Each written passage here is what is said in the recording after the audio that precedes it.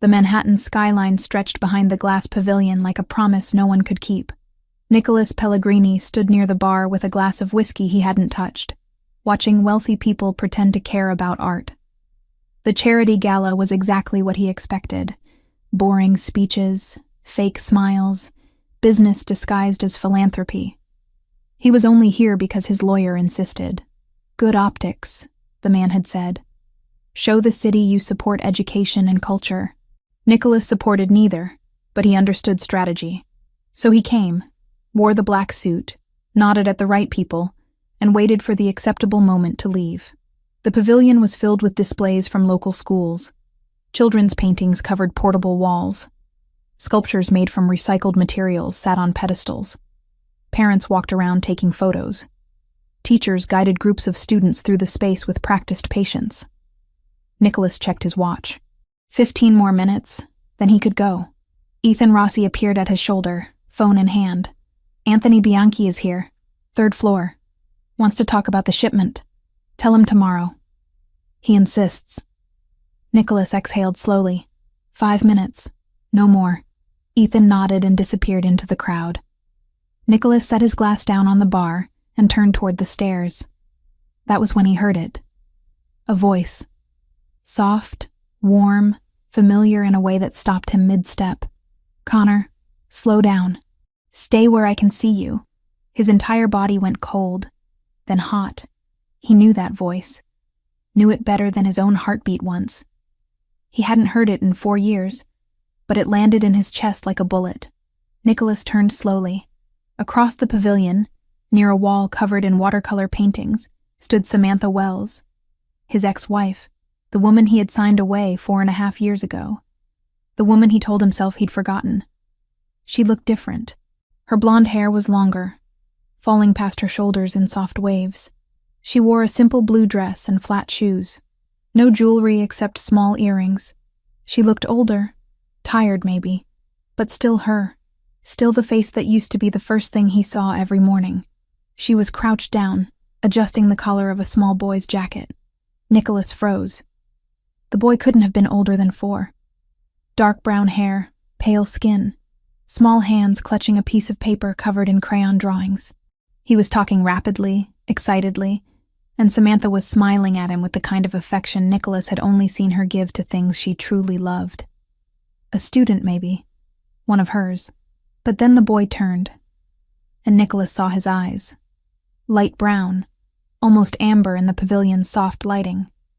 Almond-shaped, rare, unmistakable. His eyes. The air vanished from the room. Sound muted. Everything blurred except that little boy with his face, his eyes, standing 3 feet away from the only woman Nicholas had ever married. Samantha stood slowly, one hand resting protectively on the boy's shoulder. Her gaze swept the crowd casually, then landed directly on Nicholas. She went pale. For a second, neither of them moved. The pavilion buzzed with voices and movement, but between them stretched a silence louder than anything else in the city. Nicholas saw the exact moment her brain caught up to the situation. Her eyes widened, her lips parted, her hand tightened on the boy's shoulder. She knew. She knew he'd seen. "Connor, we need to go," she said quietly. Voice strained. The boy looked up at her, confused. "But we just got here. Now." She took his hand and started walking toward the exit, weaving quickly through clusters of people. Nicholas watched her retreat, his mind roaring with calculations he didn't want to make but couldn't stop. Connor. The boy's name was Connor. He looked 4 years old, maybe a little younger, hard to tell. The divorce had been finalized 4.5 years ago. June 14th. He remembered the date because it was the same day his father died. He'd signed the papers in a hospital waiting room while his mother sobbed 3 doors down. If the boy was his, if those eyes meant what Nicholas thought they meant, then Samantha had been pregnant when they signed. And she never told him. His jaw clenched so hard his teeth ached. Ethan reappeared, frowning. "Boss, Bianchi is waiting." "Not now. He won't like that." Nicholas turned his head slowly. Ethan, who had worked for him for 8 years and survived situations that killed better men, took a step back at whatever he saw in Nicholas's face. "Find out where she lives," Nicholas said, voice flat and cold. Ethan blinked. Who? Samantha Wells, blonde woman, blue dress, just left with a kid. I want her address in 10 minutes. Ethan didn't ask questions. He pulled out his phone and walked away. Nicholas stood there, fists clenched at his sides, staring at the exit where Samantha had disappeared. Around him, the gala continued. People laughed. Someone gave a speech about the importance of supporting young artists. A child dropped a sculpture and started crying. Nicholas heard none of it. All he could see was those eyes. Light brown, almond-shaped, unmistakably his. A boy who looked exactly like Nicholas had at that age, standing beside the woman who'd walked out of his life without explanation, without fighting, without anything except a lawyer and signed documents. Ethan returned in 7 minutes. Found her. Apartment in Brooklyn. Williamsburg area. Lease is under her name only. She's been there 3 years. 3 years. The boy looked about 4. Nicholas's chest tightened. Get the car, he said. You want the driver? No, I'm going alone. Ethan hesitated. Boss, if this is personal. It is. Then you definitely shouldn't go alone. Nicholas looked at him. Get the car. Ethan nodded once and left. Nicholas walked through the pavilion without saying goodbye to anyone. He passed Anthony Bianchi on the stairs. The man called out to him. Nicholas ignored it. He stepped outside into the cool October evening and waited while Ethan pulled the black SUV up to the curb. You sure about this? Ethan asked, handing him the keys. Nicholas took them without answering and got behind the wheel. The drive to Brooklyn should have taken 30 minutes. He made it in 18. His mind wouldn't stop running the numbers. 4 years old. Divorce 4.5 years ago. If she'd been pregnant when they signed the papers, she would have been early in the pregnancy. Maybe 6 weeks. Maybe 8. Easy to miss if she wasn't paying attention. Or maybe she knew. Maybe she knew and didn't say anything, because she wanted out so badly she didn't care about anything else. That thought burned worse than the rest. Nicholas gripped the steering wheel harder. Traffic blurred past. Streetlights reflected off the windshield. He'd spent 4 years telling himself the divorce was the right choice. That Samantha deserved better than his world. That letting her go was the only decent thing he'd ever done. Now he wasn't sure what the truth was. He parked across the street from her building. It was old, worn, the kind of place where rent was cheap and maintenance slower. The front door had a broken intercom. The hallway light flickered. Nicholas sat in the car for 2 full minutes, staring at the 3rd-floor window where Ethan said she lived. A light was on. He got out, crossed the street, and walked into the building. The elevator was out of order. He took the stairs. His footsteps echoed in the stairwell. By the time he reached the 3rd floor, his pulse was too fast and his thoughts too loud. He stopped in front of apartment 3C, raised his hand, hesitated, then knocked. Footsteps approached from inside. Light, quick. The lock turned. The door opened. Samantha stood there, eyes wide, face pale. She'd changed out of the blue dress into jeans and a sweater. Her hair was pulled back now. She looked exactly like the woman he'd married, and nothing like her at the same time. Nicholas, she whispered. We need to talk. Her throat moved as she swallowed. Not here. Connor's asleep. Then let's talk quietly. She glanced over her shoulder, then stepped into the hallway and pulled the door almost closed behind her. How did you find me? Does it matter? Her jaw tightened. Yes. I have resources. You mean you had someone track me down? He didn't deny it. Samantha crossed her arms over her chest. What do you want? Nicholas stared at her. 4 years. 4 years since he'd been this close to her. Since he'd seen the small scar on her left eyebrow from a childhood fall. Since he'd noticed the way she bit her bottom lip when she was nervous. She was doing it now. The boy? He said. Connor. She went very still. How old is he? Her eyes dropped. 4. When's his birthday? February 6th. Nicholas did the math instantly. February 6th meant conception around early May. They'd signed divorce papers June 14th. She would have been 5 weeks pregnant. Maybe 6. He's mine, Nicholas said quietly. It wasn't a question. Samantha's breath shook. She didn't answer, but she didn't deny it either. Look at me. She lifted her eyes slowly. Is he mine? Nicholas asked again, voice dropping lower. A tear slid down her cheek. She wiped it away fast, angry at herself for showing weakness. Yes. The word hit him like a physical blow. Yes, he had a son, a 4-year-old son he'd never met, never held, never knew existed. Why didn't you tell me? His voice came out rougher than he intended. I tried. Not hard enough. Her eyes flashed. I called your office. Your secretary said you weren't taking calls from me. I tried again 2 days later. Same answer. So I stopped trying. Nicholas's jaw clenched. He remembered that. Remembered telling his assistant to block Samantha's number. He'd been drowning in grief over his father's death and rage over the divorce. And he didn't want to hear her voice. Didn't want the reminder of everything he'd lost. You could have tried harder, he said. I was 27, alone, and pregnant with a child whose father made it very clear he didn't want anything to do with me. Samantha shot back. Forgive me for not forcing my way into your life when you'd already pushed me out of it. Nicholas took a step closer. She didn't back away, but her breathing quickened. You don't get to do this, he said quietly.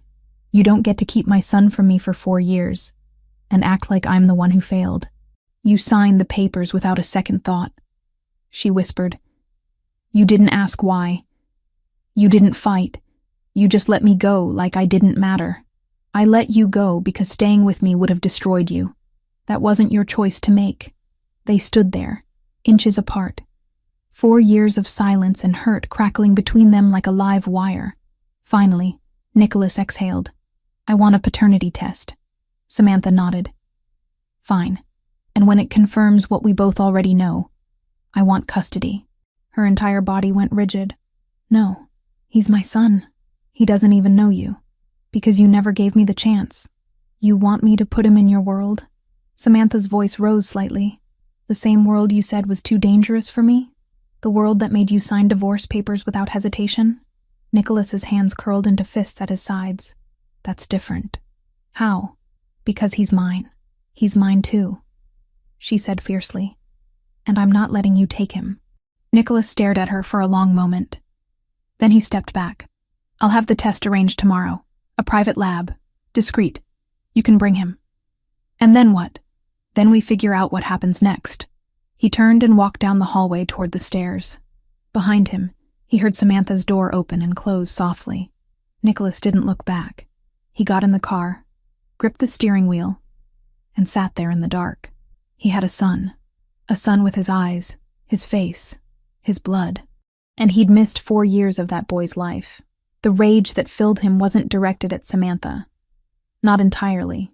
It was aimed at himself, for being too proud to answer her calls, for thinking letting her go was noble, for spending 4 years pretending he didn't still think about her every single day.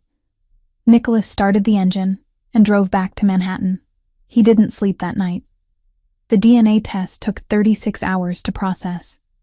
Nicholas spent every minute of that time watching, not personally, but through cameras, through his men, through every resource he had available. Ethan handled the logistics, a private laboratory in Lower Manhattan that catered to people who valued discretion over speed. The technician arrived at Samantha's apartment building at 9 a.m, dressed like a medical courier. She brought Connor down to the lobby, holding his hand while a stranger swabbed the inside of his cheek. Nicholas watched the footage later from his office. Connor didn't cry. He asked questions the whole time. What's that? Why do you need my spit? Is this going to the doctor? Samantha answered each one patiently, her voice calm even though Nicholas could see tension in every line of her body. The technician left. Samantha took Connor back upstairs. Nicholas replayed the clip 3 times, studying his son's face, his gestures, the way he looked up at Samantha with complete trust. Boss? Ethan said from the doorway. You need to see this. Nicholas looked up. What? Her car. The Honda. I had someone check it out. And? Brake pads are worn down to nothing. Front left tire has a slow leak. Engine light's been on for 6 months according to the mechanic shop she took it to once. They told her it needed $1,200 in repairs. She never went back. Nicholas's jaw tightened. What else? Ethan stepped inside and closed the door. He set a folder on the desk. Credit report, bank statements, employment records. Everything you asked for. Nicholas opened the folder. The numbers told a story he didn't want to read but couldn't look away from. Samantha Wells earned $38,000 a year teaching art at a community center in East Williamsburg. Her rent was $1,400 a month. After utilities, groceries, and Connor's daycare, she had maybe $200 left each month, sometimes less. Her credit card had a balance of $4,000, minimum payments only. She'd applied for 3 loans in the past year. Denied every time. Nicholas closed the folder and leaned back in his chair. She's barely surviving, Ethan said quietly. I can see that. Connor's daycare is in a rough area. No security, chain link fence. I drove by this morning. There were 2 fights outside the building before 10 a.m. Nicholas's hands curled into fists on the armrests. Ethan continued. She works late 3 nights a week. Picks Connor up after dark. Walks 4 blocks to the subway with him. No car because the Honda doesn't start half the time. Why are you telling me this? Because you need to understand what you're walking into, Ethan said. She's not hiding him from you out of spite. She's doing the best she can with nothing. Nicholas didn't answer. Ethan left. Nicholas sat alone in the office, staring at the folder. $4,000 in debt. A car that didn't run. A child in a daycare with no security. His son. His son was living like that while Nicholas sat in a penthouse worth $8 million. The rage that filled him wasn't hot. It was cold, sharp, the kind that made decisions without emotion. He called Ethan back. Set up a meeting with her. Tomorrow. Somewhere neutral. Where? The park. Near her apartment. Noon. Ethan nodded and left again. Nicholas opened his laptop and started making lists. Things Connor would need. Things Samantha would refuse but accept eventually. A plan that didn't involve lawyers yet, because lawyers made everything worse. The DNA results came back 36 hours later. Probability of paternity, 99.9%. Nicholas stared at the document for a full minute. He'd known, of course. Known the second he saw Connor's eyes, but seeing it in writing made it real in a way nothing else had. He was a father. He had a son named Connor who loved dinosaurs and drew pictures and had no idea his entire life was about to change. Nicholas folded the paper carefully, slid it into his jacket pocket, and walked out of the office. The park near Samantha's apartment was small, crowded, filled with children and their parents. Nicholas arrived 15 minutes early. He sat on a bench near the playground and waited. Samantha appeared at noon exactly, holding Connor's hand. The boy wore a blue jacket and sneakers that looked slightly too big. He ran toward the swings the second Samantha let go of his hand. She walked over to Nicholas slowly. Her face was guarded, tired. She sat on the opposite end of the bench, leaving 2 feet of space between them. You got the results, she said. Not a question. Yes. And. Nicholas pulled the folded paper from his pocket and handed it to her. She opened it, read the single line that mattered, and closed it again. So now what? She asked. Now we talk about custody. Her shoulders tensed immediately. I already told you. I'm not taking him from you, Nicholas interrupted. But I'm not staying out of his life either. Samantha looked at him for the first time since sitting down. What does that mean? It means I want time with him. Supervised, if that makes you feel better. Neutral locations. Whatever you need to feel safe. Why would I need to feel safe? Because you haven't seen me in 4 years. And the last time you did, I signed papers ending our marriage without asking a single question. That landed like a slap. Samantha flinched. Nicholas continued, voice steady. I don't expect you to trust me. I haven't earned it. But Connor is my son, and I'm not walking away from that. You don't know him. I want to. She stared at the playground where Connor was climbing across monkey bars, his small hands gripping each rung carefully. He doesn't know you exist. Then introduce me. As what? A stranger? As a friend. For now. Samantha shook her head slowly. This is insane. You're the one who kept him from me for 4 years. Her eyes flashed. Don't start that again. I tried to reach you. You made it impossible. You tried once. Twice, she corrected sharply. And both times your secretary told me you didn't want to hear from me. So forgive me for taking the hint. Nicholas looked away, jaw tight. She was right. He'd shut her out completely. Blocked her number, refused calls, made it clear through his assistant that contact wasn't welcome. He'd done that. I'm sorry, he said quietly. Samantha blinked. What? I'm sorry. For not taking your calls. For making this harder than it had to be. She stared at him like he'd spoken a language she didn't understand. You've never apologized to me before. I should have. Silence stretched between them. On the playground, Connor slid down a slide and ran back to climb it again.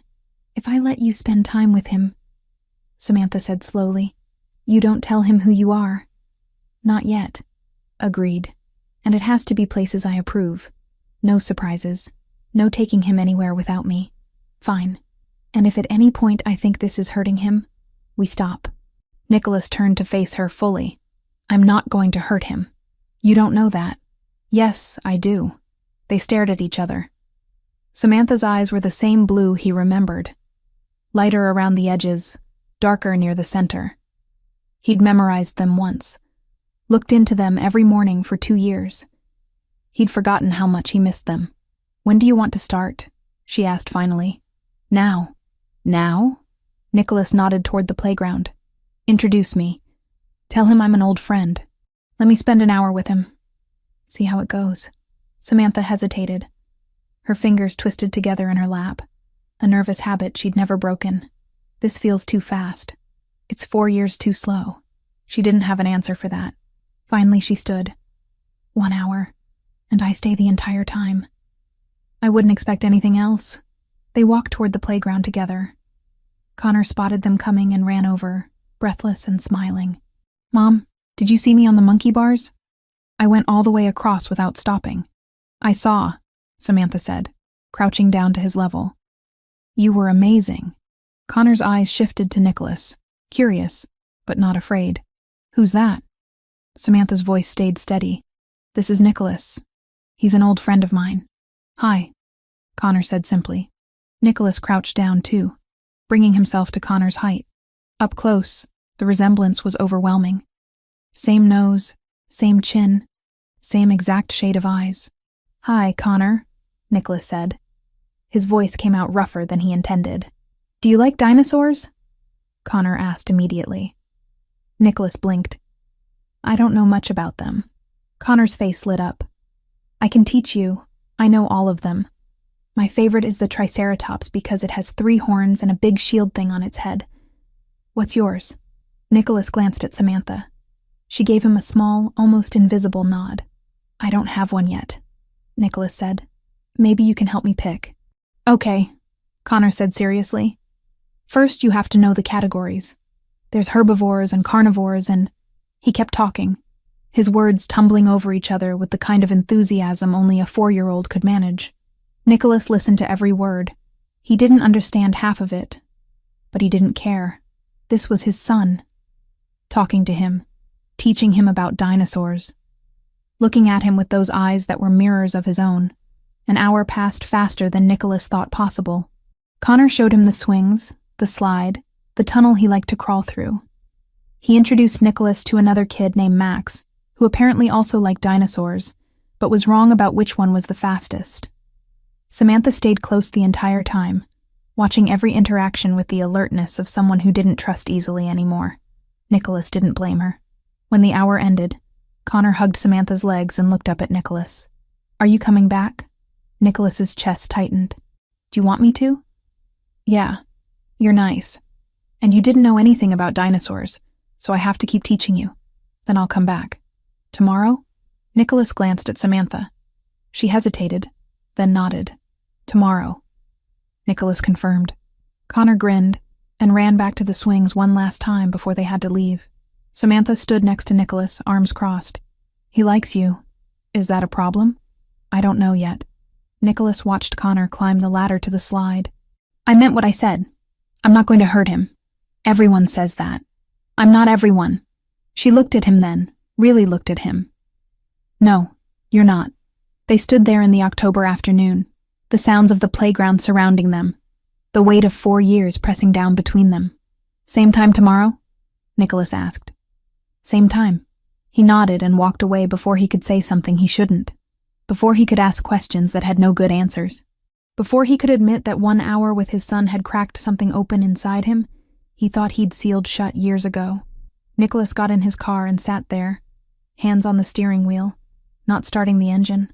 He'd spent 4 years building walls, 4 years convincing himself that letting Samantha go was the right choice, 4 years ignoring the part of him that wondered what might have happened if he'd fought harder.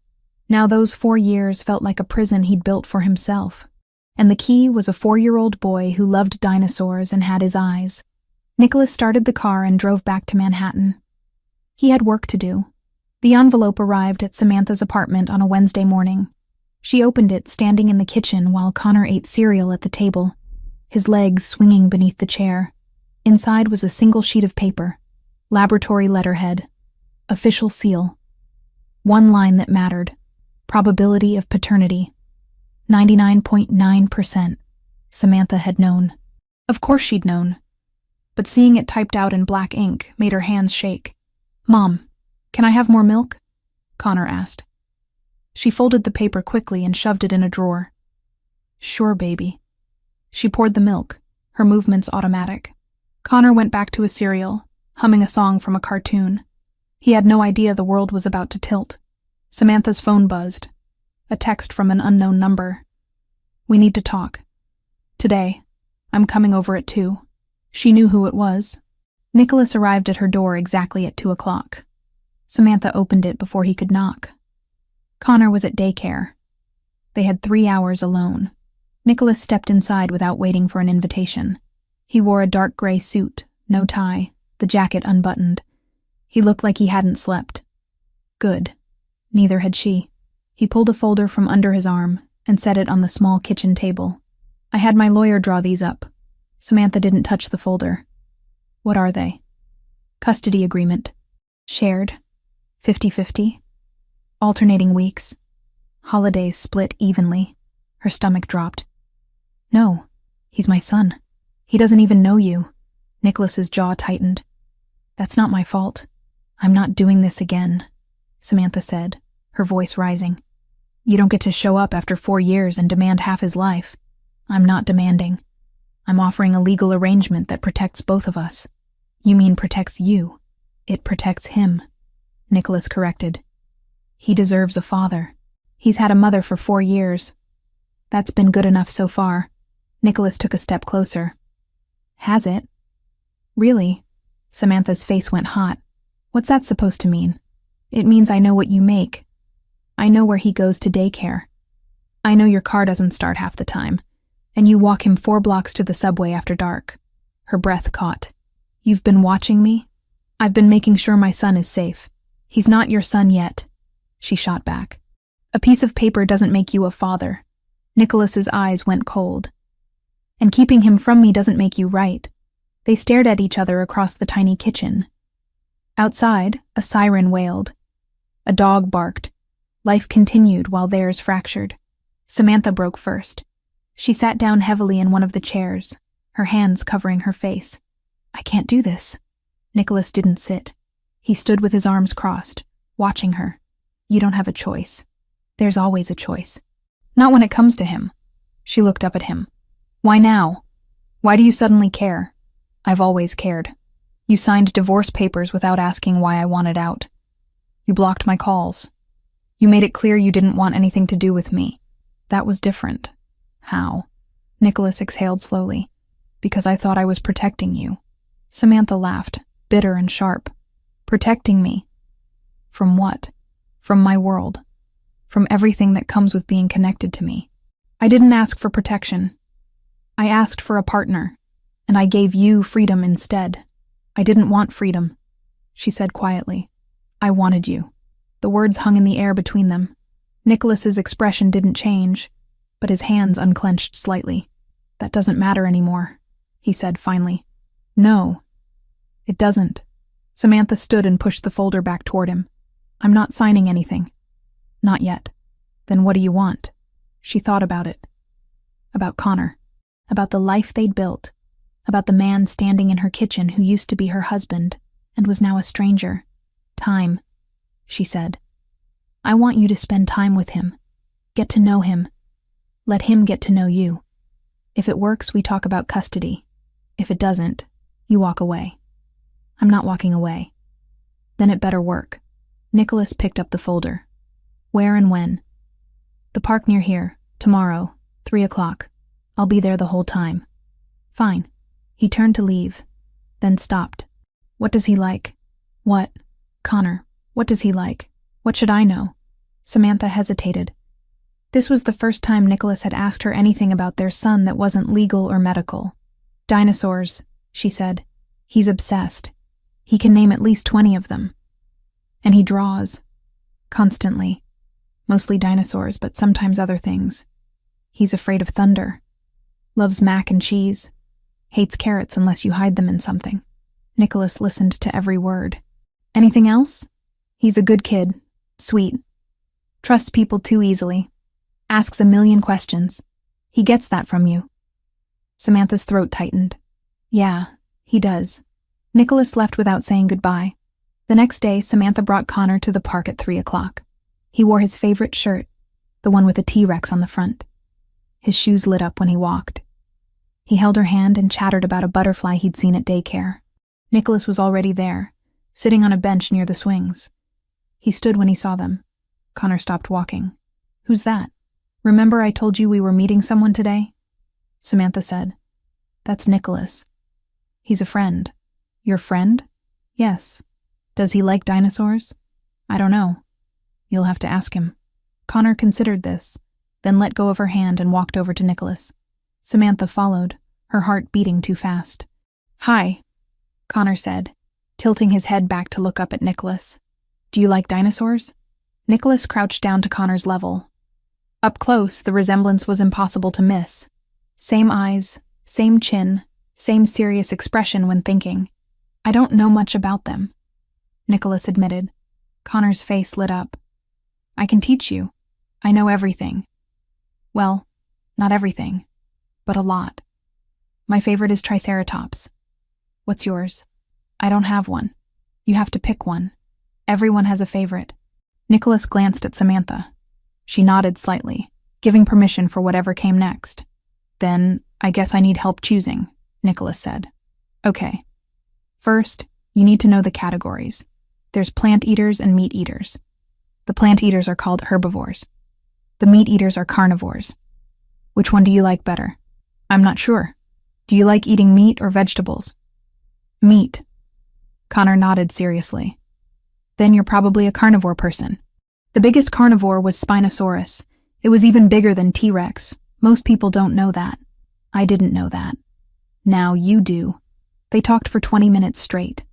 Connor explained dinosaurs with the confidence of someone who'd memorized every book in the library. Nicholas listened like it was the most important conversation he'd ever had. Samantha stood nearby, watching.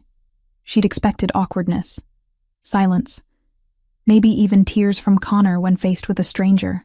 Instead, her son was lecturing a Mafia boss about the differences between Jurassic and Cretaceous periods. Can we go on the swings? Connor asked suddenly. If your mom says it's okay, Nicholas said. Connor turned to Samantha. Can we? Sure. Connor grabbed Nicholas's hand without hesitation and pulled him toward the swings. Nicholas looked down at the small hand in his, and for a second, his entire expression cracked open. Samantha saw it. The shock, the emotion, the realization. This was his son, holding his hand, trusting him. At the swings, Connor climbed onto one and started pumping his legs. Push me! Nicholas stood behind him and gave a gentle push. Then another. Connor went higher, laughing. Higher! Nicholas pushed harder. Connor shrieked with delight. An hour passed. Then another. Connor showed Nicholas the slide, the monkey bars, the tunnel he liked to crawl through. He introduced Nicholas to 2 other kids and explained that one of them, Max, was wrong about which dinosaur could run the fastest. It's obviously Gallimimus, Connor insisted. Nicholas had no idea what that meant, but nodded anyway. The sun started to set. The park emptied slowly. Samantha finally called Connor over. "We need to go home, baby." "Already? It's almost dinner time." Connor ran back to Nicholas. "Are you coming tomorrow?" Nicholas crouched down again. "Do you want me to?" "Yeah." "You didn't finish learning about dinosaurs. There's like 100 more I need to tell you about. Then I'll come back." "Promise?" Nicholas hesitated, then nodded. "Promise." Connor threw his arms around Nicholas's legs in a sudden, impulsive hug. Nicholas froze. His hands hovered in the air for a second, before slowly, carefully settling on Connor's small back. The hug lasted maybe 5 seconds. Then Connor pulled away, waved, and ran to Samantha. "Bye, Nicholas." "Bye, Connor." Samantha took Connor's hand. They walked toward the park exit. She glanced back once and saw Nicholas still standing there, frozen in place, staring after them. Ethan Rossi stepped out from where he'd been waiting near the cars. He'd watched the entire thing from a distance. He walked over to Nicholas slowly. "Boss?" Nicholas didn't respond. "You okay?" Nicholas's voice came out rough. "He hugged me. I saw. He doesn't even know me. Kids are like that. They trust easy." Nicholas finally moved. He stood and turned away from the playground. His face looked different. Younger somehow. Vulnerable in a way Ethan had never seen in 8 years of working together. "Get the car," Nicholas said quietly. Ethan nodded and walked away. Nicholas stood alone in the park as the last light faded. His son had hugged him. His son, who loved dinosaurs and had his eyes and trusted him without question. 4 years. He'd missed 4 years of this, and he was never missing another day. Nicholas attended the meeting with the Bianchi family on a Thursday evening. The restaurant they chose was in Tribeca, expensive and private, the kind of place where business happened over wine that cost more per bottle than most people made in a month. Anthony Bianchi was already seated when Nicholas arrived. Mid-50s, graying hair, a smile that never reached his eyes. He stood and shook Nicholas's hand. "Nicholas, good to see you." "Anthony." They sat. Ethan stood near the door, hands clasped in front of him, watching everything. The conversation started with business, territory lines in Queens, a shipping route through New Jersey, profit splits on a construction deal, standard negotiations that Nicholas handled with half his attention. Then, Anthony leaned back in his chair and said, "I saw you in the park the other day." Nicholas went very still. "Which park?" "The one in Williamsburg, near the bridge." Anthony swirled his wine.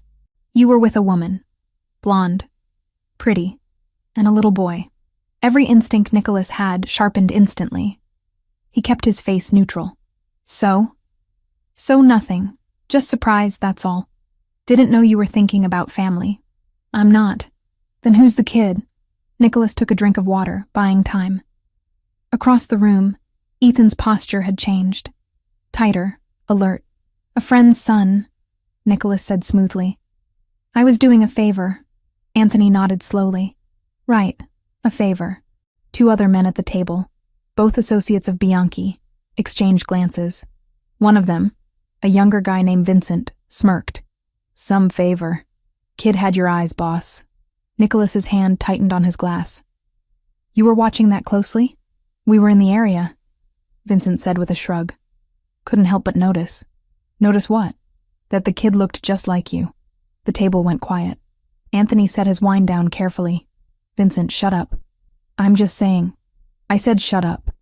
Vincent fell silent, but the damage was done. Nicholas could see it in their faces. The curiosity, the calculation, the understanding that they'd stumbled onto something valuable. Information in their world was currency, and they'd just found a gold mine. Nicholas finished the meeting quickly. Business concluded. Handshakes exchanged.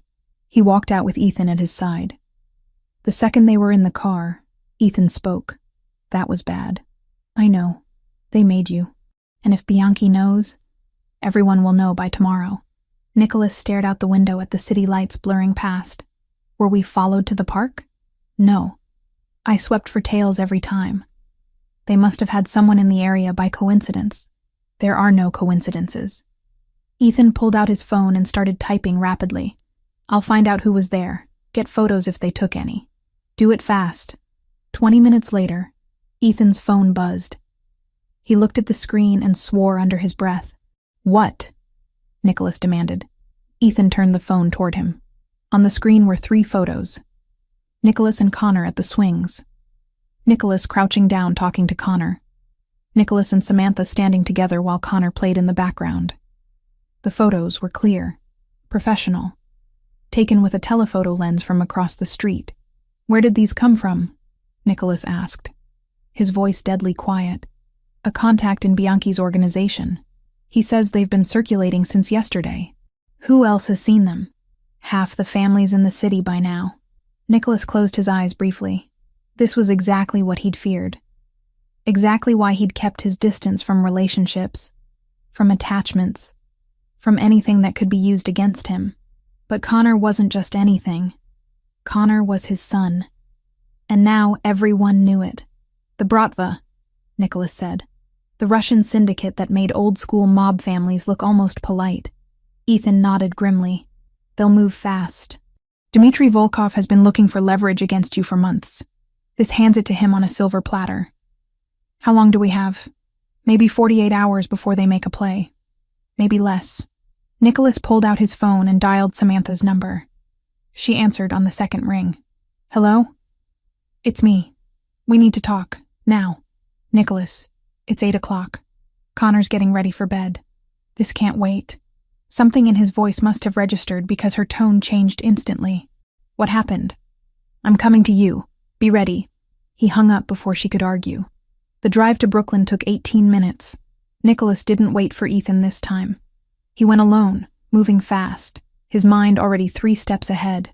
Samantha opened the door wearing pajama pants and an old sweater.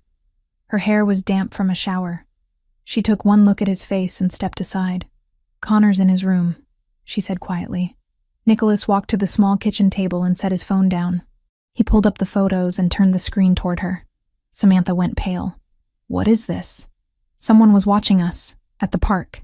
They took these and sent them to half the crime families in New York. Her hand flew to her mouth. Oh my God. There's a Russian organization, Bratva. They've been trying to take territory from me for the last year. They'll use this. Use what? Connor. Nicholas's voice came out harder than he intended. They'll use him to get to me. Samantha sank into a chair. I don't understand. How would they? Kidnapping, threats. Anything that forces me to negotiate. He leaned forward, hands flat on the table. They won't hurt him if they can avoid it.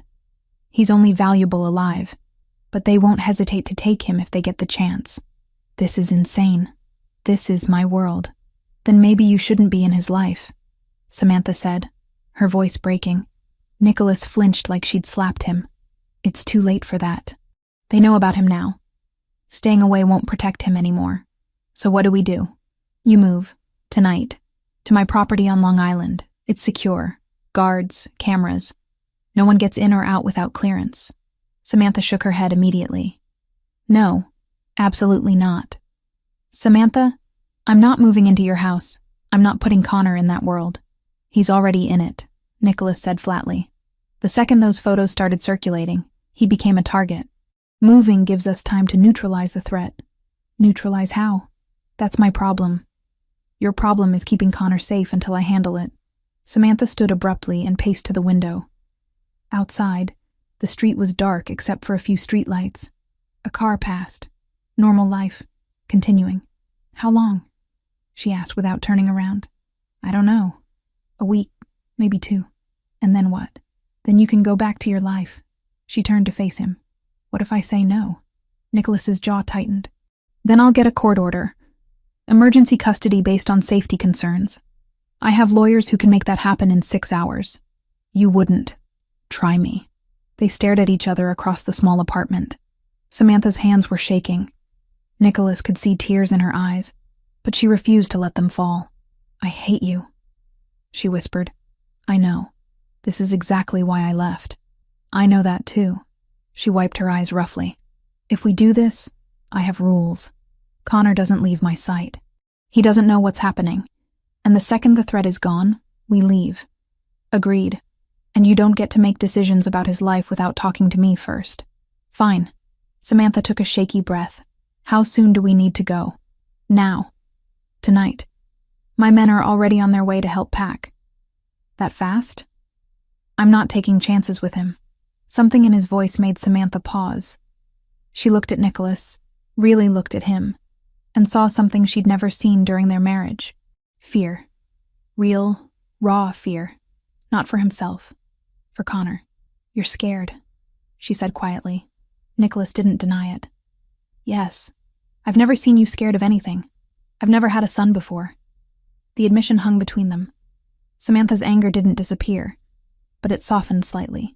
She nodded once. Okay. We'll go. But I need to make a phone call first. To who? My father. He'll worry if I disappear. Nicholas hesitated, then nodded. Make it fast. And don't tell him where you're going. Samantha pulled out her phone and stepped into the hallway. Nicholas heard her voice, muffled through the door. Brief. Tense. She came back 2 minutes later. He's not happy. Can he keep it quiet? He lives in Florida. He won't tell anyone. A knock came at the door. Ethan entered with 3 other men, all carrying boxes and duffel bags. We're ready, boss. Nicholas nodded. Pack everything she and the boy need. Clothes, toys, school stuff. We move in 30 minutes. The men got to work immediately, efficient and silent. Samantha watched them invade her small apartment, packing up her life. This is surreal. It's temporary. You keep saying that. Because it's true. Connor's door opened. He stumbled out, rubbing his eyes. Mom? What's happening? Samantha rushed to him and crouched down. Hey, baby, we're going on a little trip. Where? To Nicholas's house. Remember Nicholas?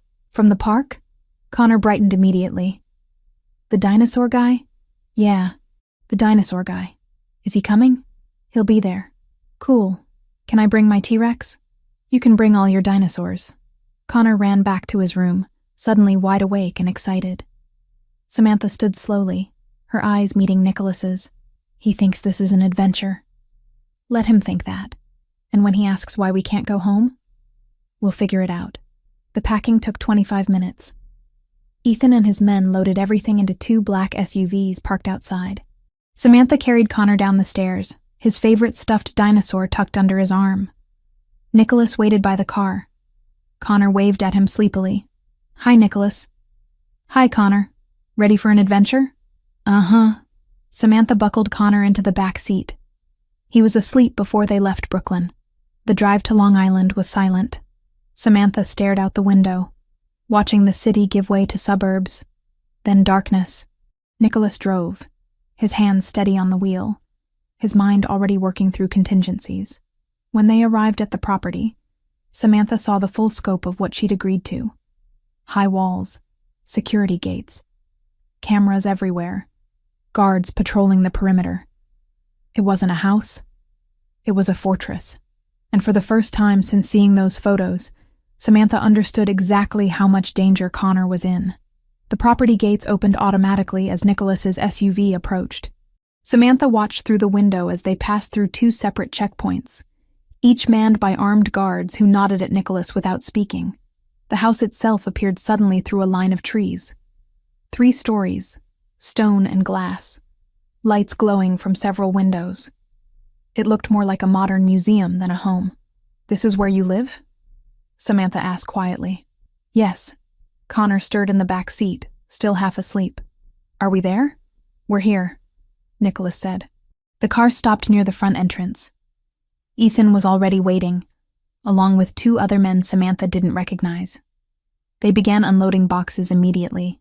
Nicholas opened Samantha's door. She climbed out, then reached back for Connor. He wrapped his arms around her neck, burying his face in her shoulder. Come on, Nicholas said. I'll show you your rooms. Samantha followed him inside.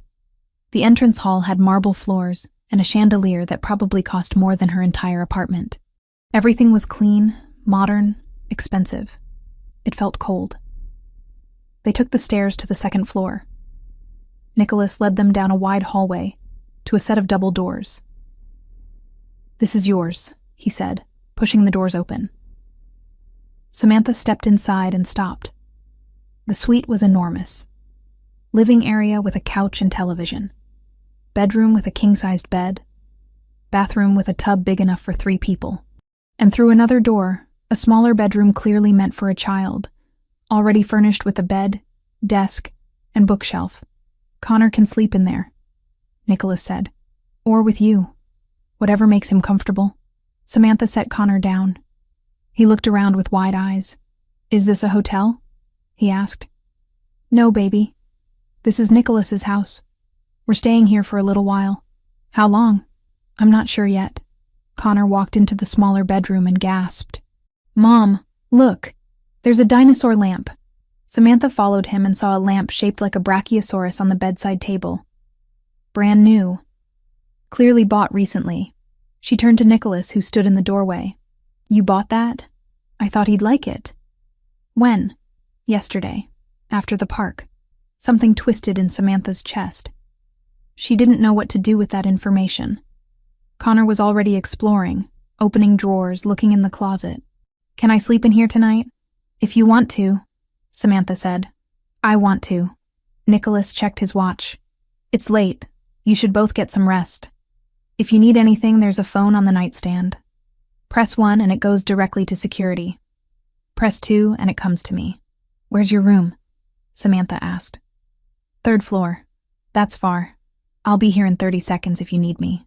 Their eyes met. Samantha saw the truth in his face. He meant it. Whatever else had broken between them, his commitment to Connor's safety was absolute. Okay, she said quietly. Nicholas left, closing the doors behind him. Samantha helped Connor change into pajamas and brush his teeth. He climbed into the new bed, still holding his stuffed T-Rex, and looked up at her. This place is cool, he said. It is. Are we really on an adventure? She forced a smile. Yeah, baby, we really are. Can I see Nicholas tomorrow? Probably. Good. I want to show him my drawings. Connor's eyes closed. He was asleep in minutes. Samantha sat on the edge of his bed for a long time, watching him breathe. The dinosaur lamp cast soft shadows on the walls. Outside, she could hear footsteps. Guards patrolling. This was insane. Her entire life had been packed into boxes and moved to a fortress in Long Island. All because of photos. Because people knew about Connor. Because Nicholas's world had caught up to them. She stood finally and walked to the window. The ground stretched out below, lit by security lights. She counted 6 guards visible from this window alone. Probably more she couldn't see. Samantha pulled the curtains closed and went to bed. But sleep didn't come easily. The next 3 days followed a pattern. Nicholas hired a private tutor for Connor, a gentlewoman named Ms. Carter who came every morning at 9 and worked with him for 3 hours. Connor liked her immediately. She brought workbooks about dinosaurs and let him draw while they practiced letters. Samantha tried to establish some normalcy. She set up a small studio in an empty room on the 3rd floor after Nicholas offered the space. Her art supplies had been packed carefully, and seeing them arranged on new shelves helped. A little, but the walls still felt like they were closing in. Nicholas appeared at random times throughout the day. Never intrusive, but always present. He'd stop by Connor's lessons and listen for a few minutes. He'd check in with Samantha while she painted, asking if she needed anything. He was careful not to push, not to demand, but his presence was constant. Connor adapted faster than Samantha expected. He loved the pool and begged to swim every afternoon. Nicholas had it heated despite the October weather. He loved the library with its floor-to-ceiling shelves.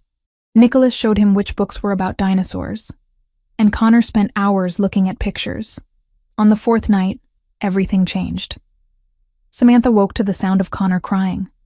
She bolted upright immediately, disoriented in the unfamiliar room.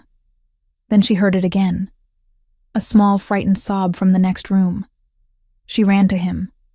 Connor was sitting up in bed, tears streaming down his face, clutching his T-Rex.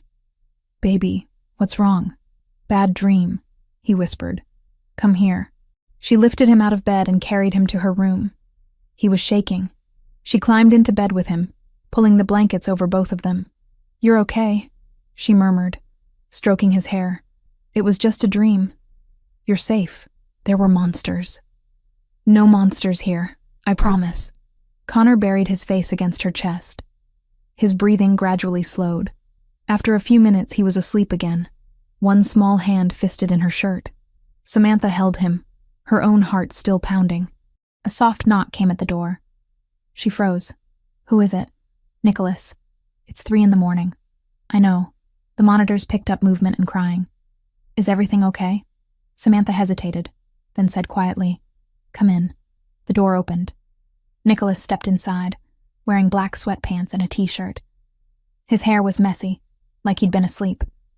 He looked at the bed where Samantha held Connor. Nightmare? He asked, keeping his voice low. Yes. Is he all right? He's fine, just scared. Nicholas moved closer hesitantly. Can I? Samantha nodded. He sat on the edge of the bed, careful not to disturb Connor. In the dim light from the bathroom, she could see his face clearly. The concern there. The fear. Does he get them often? Nicholas asked. Not usually. Maybe once a month. What are they about? Monsters. Sometimes thunder. Kid stuff. Nicholas looked down at Connor, sleeping peacefully now against Samantha's chest. He looks so small. He is small. He's 4. I know. I just mean... Nicholas trailed off. I missed so much. Samantha didn't have an answer for that. They sat in silence for a moment.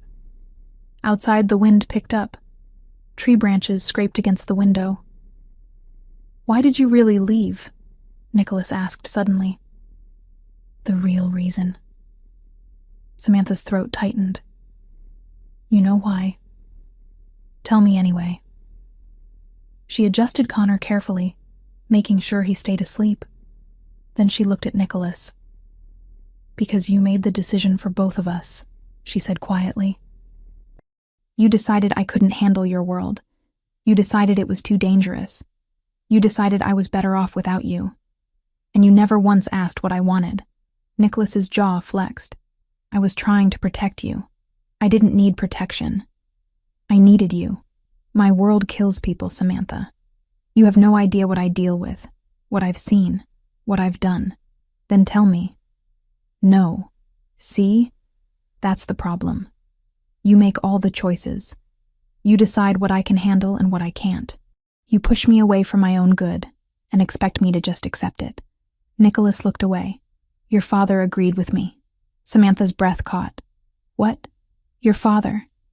He came to me 2 weeks before the divorce. Said I was putting you in danger every day we stayed married. That you deserved a normal life. A safe life. He begged me to let you go. The words hit her like ice water. My father said that? Yes. And you listened to him? Instead of me? He was right. Look at where we are now. Look at Connor sleeping in a fortress because someone took photos. This is exactly what he was afraid of. But it was still my choice, Samantha said, her voice breaking. My life. My risk to take. You and my father decided together that I couldn't make my own decisions. Nicholas turned back to her. I thought I was doing the right thing. You were doing the easy thing. It's easier to walk away than fight for something. Easier to convince yourself you're noble than admit you were scared. Scared of what? Of us. Of letting someone see you. Of actually being vulnerable. The accusation hung between them. Nicholas's hands curled into fists on his thighs. You don't know what you're talking about, he said.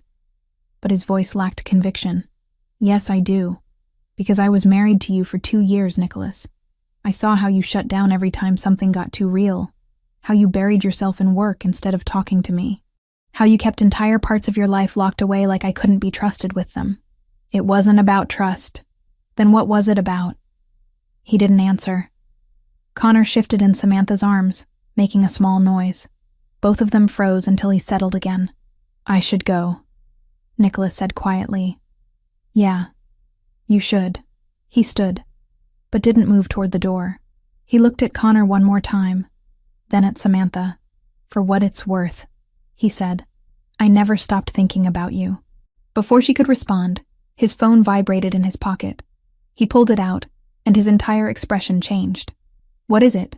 Samantha asked. Security alert. Perimeter breach on the east side. What does that mean? It means someone tried to get in. Nicholas was already moving toward the door. Stay here. Lock the door behind me. Don't open it for anyone except me or Ethan. Nicholas. Lock the door, Samantha. He was gone.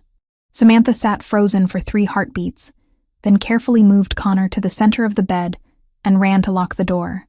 Her hands shook as she turned the deadbolt. Outside, she heard running footsteps. Voices shouting. Then nothing. She returned to the bed and pulled Connor against her, her heart hammering. The adventure had just become real. The cameras caught movement at 3:17 in the morning. Nicholas was already awake when the alarm came through his phone, a silent vibration against the nightstand. He grabbed it, saw the alert from the east perimeter, and was out of bed in seconds. Ethan met him in the hallway, weapon already drawn. 3 hostiles. They cut the fence near the service gate. Where are they now? Moving toward the main house. Team 2 is engaging. Nicholas took the stairs 2 at a time. The control room was on the 1st floor, tucked behind the kitchen. 6 monitors lined the wall, each showing different angles of the property. On screen 3, he saw them. 3 figures in dark clothing moving fast along the tree line. Stop them before they reach the lawn, Nicholas said into his radio. His men moved like shadows. 2 guards intercepted the intruders near the garage. Gunfire cracked through the night air. Brief, controlled. Then silence. Ethan checked his tablet. 2 down. 3rd one headed north toward the service road. Send Delta team. Cut him off. On the monitor, Nicholas watched his men fan out. The 3rd intruder ran, but there was nowhere to go. The property was surrounded. 30 seconds later, the runner went down. All 3 neutralized, Ethan reported. Nicholas stared at the screens, his jaw tight. Get them off my property. Search them first. I want to know who sent them. Already on it. Nicholas stayed in the control room until the sun came up. By then, the bodies were gone, the fence repaired, and the only evidence of the attack was a small bloodstain on the grass that would be gone by afternoon. Ethan returned with a folder. Mercenaries. All 3 had Russian cigarettes and burner phones. One had a photo. He set the photo on the desk. It was grainy, taken from a distance. Samantha and Connor at the park. The same one Nicholas had seen before. They were professionals, Ethan said. Trained. This wasn't reconnaissance. They were mapping the property for a real assault. How long do we have? Days. Maybe a week. Nicholas leaned back in his chair. Increase perimeter patrols. I want someone on every corner of this property 24 hours. No gaps. Done. And no one tells Samantha the details, just that we had a security incident. Ethan raised an eyebrow. You think she won't figure it out? I think she doesn't need to know 3 men died trying to get to her son in the middle of the night. Your call, boss. Nicholas rubbed his face. He hadn't slept more than 3 hours in the past week. Coffee wasn't helping anymore. Nothing was. One more thing, Ethan said. The interrogation before we put down the 3rd guy. He said they were hired through an intermediary. No direct contact with Bratva Command. But the money trail points to Volkov. Then we hit him back. When? Soon. I need to finalize the plan first. Ethan left. Nicholas sat alone with the monitors, watching Samantha's window on screen 5. The light was off. She was probably still asleep. Connor, too. They had no idea how close it had been. By the time Samantha woke, the property looked exactly as it had the day before. Guards patrolling. Birds singing. Morning light filtering through the trees. She found Connor already awake, sitting at the kitchen table with a bowl of cereal. Maria was humming while she wiped down the counter.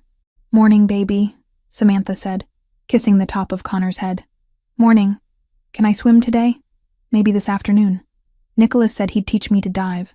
Samantha glanced at Maria, who smiled. Mr. Pellegrini was down here early. He mentioned something about the pool. Where is he now? His office, I think.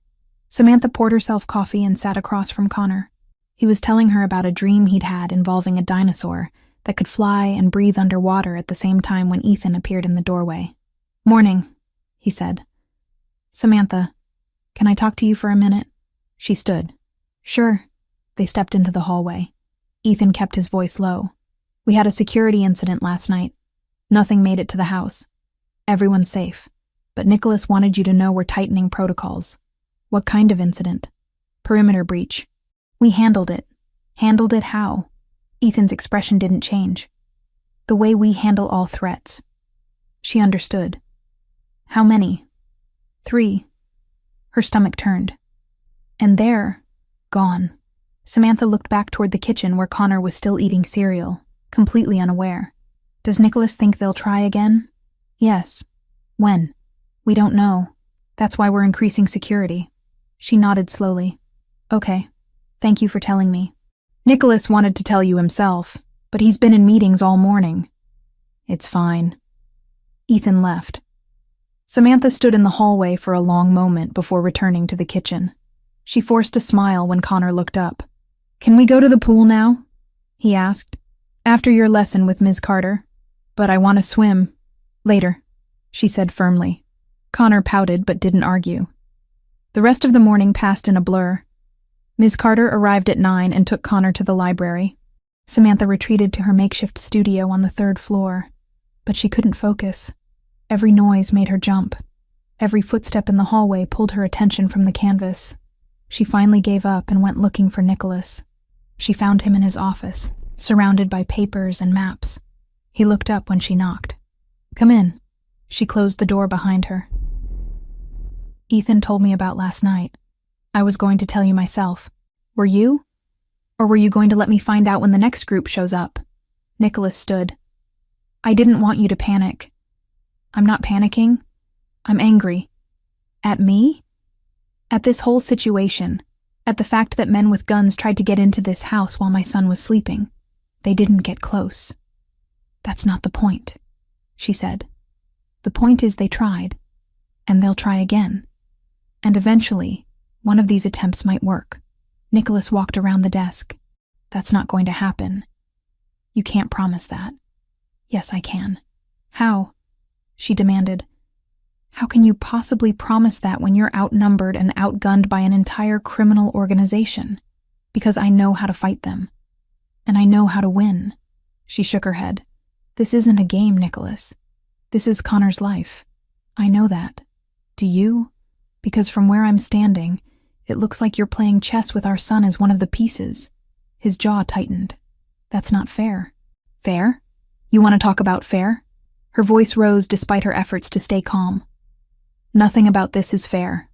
Not for me. Not for Connor. Not for anyone except you and your world. I didn't choose this, he said.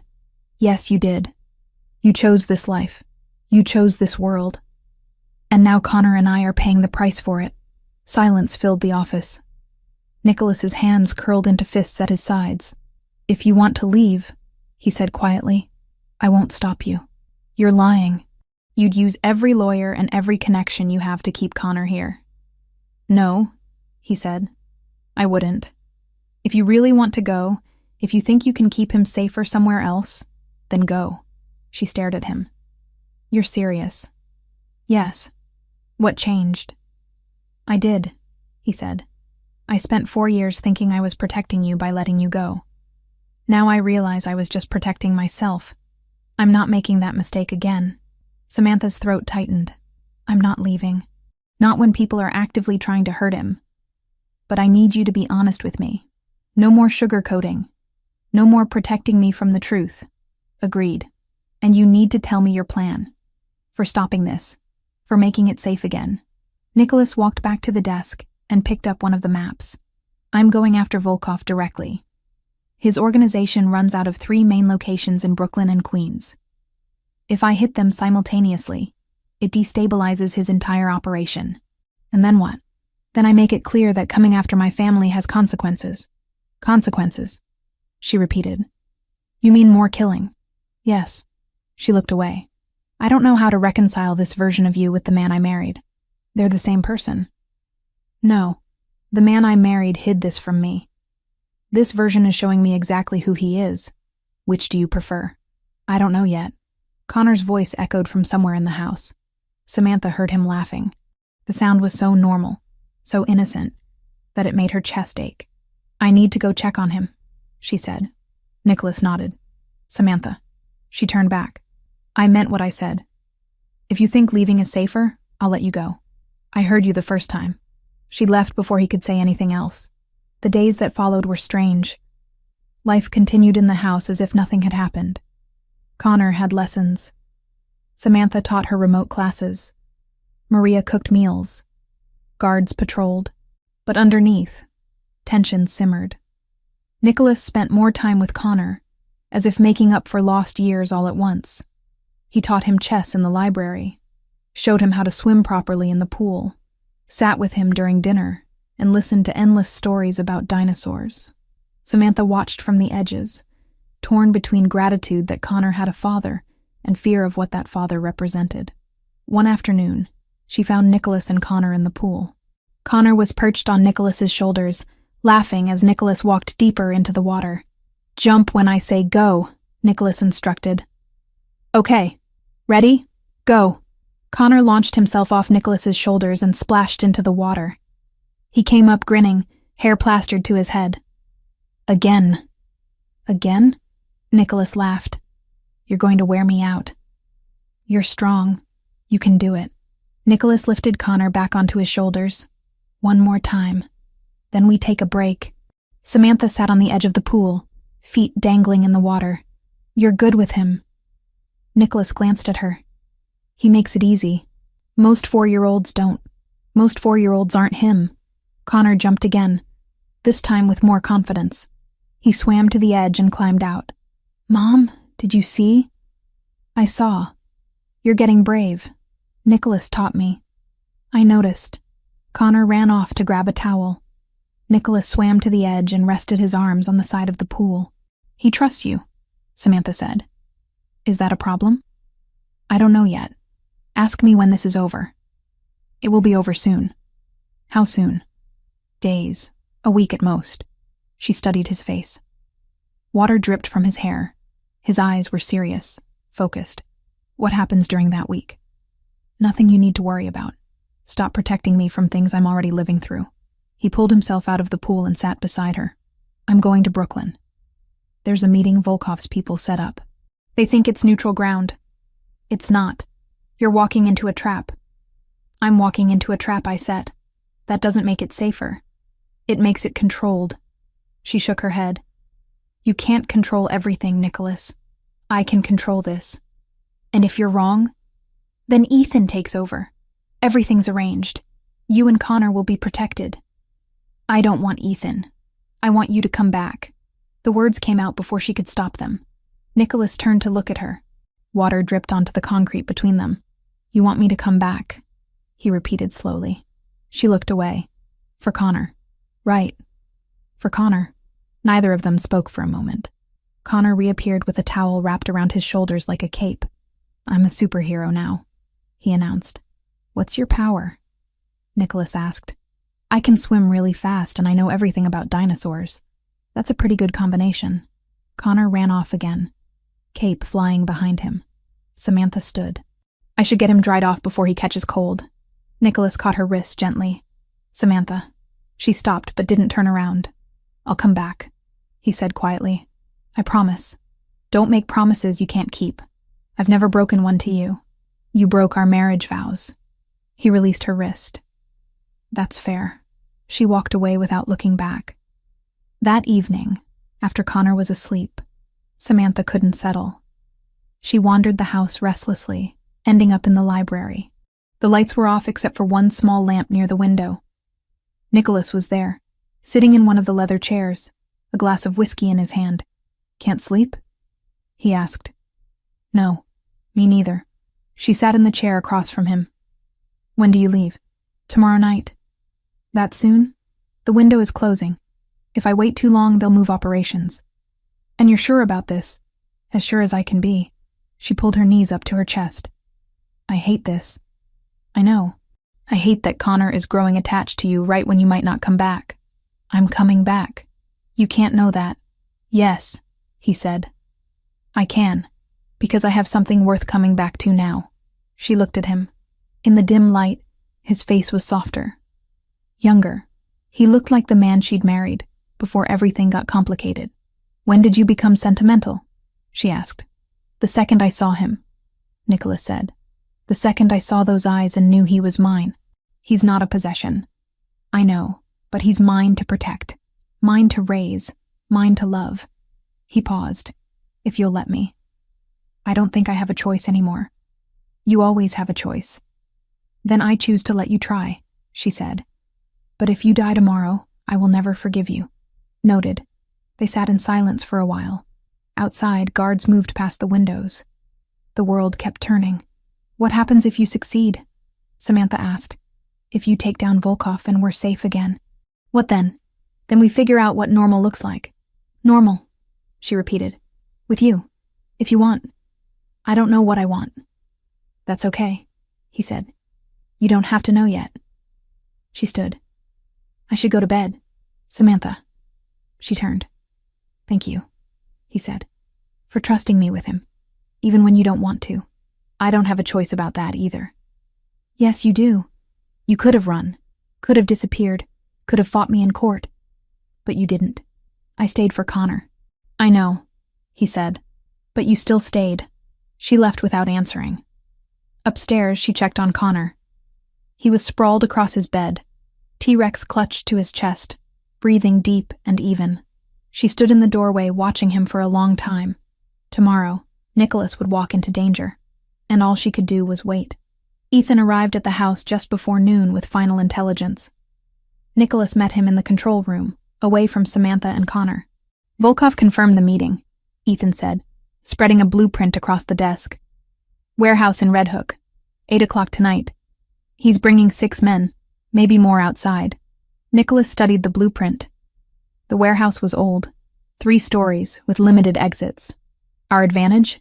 We control the building next door, rooftop access, clear sightlines into every window. Ethan tapped the paper. Team Alpha positions here and here. Team Bravo takes the ground floor entrance. You go in through the front with me and 2 others. Volkov expects a negotiation. He's an idiot if he thinks you're there to talk. Nicholas allowed a thin smile. Let him think it until the last second. What about cleanup? Federal contact is ready. Agent Morrison owes me 3 favors. He'll take custody of whoever survives. Process them through channels that keep our names out of it. Ethan nodded. Charges? Racketeering? Weapons trafficking? Conspiracy? Morrison has files ready to go. Volkov and his lieutenants will be in federal custody by midnight. No bail. No chance of retribution. And if something goes wrong? Nicholas looked up. Then you get Samantha and Connor out of the state. Accounts are already set up. New identities if necessary. You have the documents? In the safe. But boss, it's not going to come to that. Probably not. But I don't take chances with them. Ethan studied him for a moment. You really changed. What do you mean? A year ago, you wouldn't have cared this much about exit strategies. You'd have walked in with a gun and handled whatever came. A year ago, I didn't have a son. Or an ex-wife you're still in love with. Nicholas's expression hardened. Focus on the job. I am focused. I'm just saying what everyone else is thinking. Then everyone else should mind their business. Ethan smiled slightly. Yes, boss. They spent the next hour reviewing positions, confirming team assignments, running through contingencies. By 2 o'clock, everything was set. Nicholas found Samantha in her studio. She was painting, but the brush strokes were distracted, unfocused. She turned when he entered. Is it time? She asked. Not yet. I leave at 6. She set the brush down. Connor asked where you were going tonight. What did you tell him? That you had work. He wanted to know if you'd be back for breakfast. What did you say? I said yes. Her voice cracked slightly. Was I lying? No. She wrapped her arms around herself. I don't know how to do this. How to just sit here and wait. You've done harder things. Like what? Raising our son alone for 4 years. She laughed once, sharp and bitter. That wasn't harder. That was just lonely. Nicholas stepped closer. I know you don't want to hear this right now, but I need to say it anyway. Then say it. If something happens to me tonight, Ethan has instructions. You and Connor will be taken care of. Financially, legally, everything. You won't have to worry. I don't care about money, Nicholas. I know, but I care about making sure you have options. Options, she repeated. That's what you think I need? It's what I can give you. She turned away, staring at the half-finished painting. It was the one inspired by Connor's drawing. The dinosaur city. The impossible architecture. When I left you 4 years ago, she said quietly, I thought I was doing the right thing. Getting out before your world destroyed me. Turns out I just delayed it. You're not destroyed. Not yet. She turned back to him. But every day I'm here, every day Connor gets more attached to you. I feel like I'm losing pieces of the life I built, the safe life, the normal life. I'm sorry. Are you? Or are you just sorry it's hard? Nicholas didn't answer immediately. He looked at her, really looked, and saw the exhaustion, the fear, the anger that had been building since the night he showed up at her door with DNA results. I'm sorry for all of it, he said finally, for signing the papers without fighting, for not answering your calls, for missing 4 years of his life, for dragging you back into this. All of it. Samantha's eyes filled with tears. She blinked them back furiously. Don't do that. Do what? Apologize like you're saying goodbye. I'm not. Then stop acting like it. He closed the distance between them. She didn't back away. They stood inches apart, the air between them charged with 4 years of silence and everything they'd never said. I'm coming back, Nicholas said. I need you to believe that. I'm trying. Try harder. She almost smiled. Almost. You're impossible. I know. Footsteps pounded down the hallway. Connor burst through the door, nearly out of breath. Nicholas, Ms. Carter said the Triceratops could run 20 miles per hour. But I said it was only 15, and he said I should look it up. So can we look it up? Nicholas turned, and his entire expression softened. We can look it up. Now? Right now. Connor grabbed his hand and pulled him toward the door. Nicholas glanced back at Samantha once before being dragged into the hallway. She stood alone in the studio, heart pounding, hands shaking. He was leaving in 4 hours, and she had no idea if he was coming back. At 5 o'clock, Connor had his swimming lesson. Nicholas stood at the edge of the pool, watching him practice the diving technique they'd worked on yesterday. Connor's form was still clumsy, all enthusiasm and no precision, but he was trying. Good, Nicholas called, but bend your knees more before you jump. Connor nodded seriously and climbed out to try again. Samantha sat in one of the lounge chairs pretending to read a magazine. She hadn't turned a page in 15 minutes.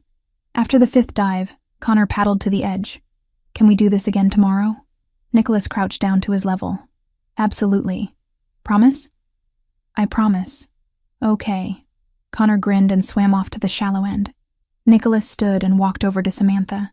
Can I talk to you for a minute? She set the magazine aside. Sure. They moved to the far corner of the pool area, out of Connor's earshot. I want to tell him, Nicholas said. Tell him what? The truth. That I'm his father. Samantha's stomach dropped. Now? Today? Not today. When I get back. But I wanted you to know I'm ready. Why? Because he should know. Because I'm tired of being just Nicholas. Because if something goes wrong tonight, I want him to understand who I was to him. You said nothing would go wrong. I don't think it will. But I'm not leaving without saying this. She looked across the pool at Connor, who was now floating on his back, staring up at the glass ceiling. What if he doesn't understand? He's smart. He'll understand. What if he's angry I didn't tell him sooner? Then we deal with it together. Together, she repeated. Like a team? Yes. She studied his face, looking for deception or manipulation. She found neither. Just honesty. Raw and uncomfortable. Okay, she said finally. When you get back, we tell him. Together? Together. Connor called out from the pool. Mom, watch this. He did an underwater somersault, came up sputtering and grinning. That was amazing, Samantha called back. Nicholas checked his watch. I need to start getting ready. I know. Will you have dinner with me first? You and Connor? You want a family dinner 4 hours before you walk into a potential war zone? Yes. She didn't understand him. Probably never would. But she nodded anyway. Okay. Dinner was strange. Maria had prepared Connor's favorite, mac and cheese with cut-up hot dogs. She'd also made roasted chicken and vegetables for the adults. They sat together at the kitchen table, not the formal dining room, and it felt almost normal. Connor talked through most of the meal, telling them about a new dinosaur he'd learned about called Therizinosaurus. "It has claws this long," he said, spreading his arms wide. "And it ate plants, but it could still fight. Sounds dangerous," Nicholas said. "Everything's dangerous if you make it mad," Connor replied seriously. Nicholas smiled. "That's true." After dinner, Connor asked if Nicholas would read him a story before bed. Nicholas glanced at Samantha. She nodded. They went upstairs together, the three of them. Connor changed into pajamas while Samantha tidied his room. Nicholas stood in the doorway, watching. "Which book tonight?" Samantha asked. Connor pulled one from the shelf. A picture book about dinosaurs. "This one."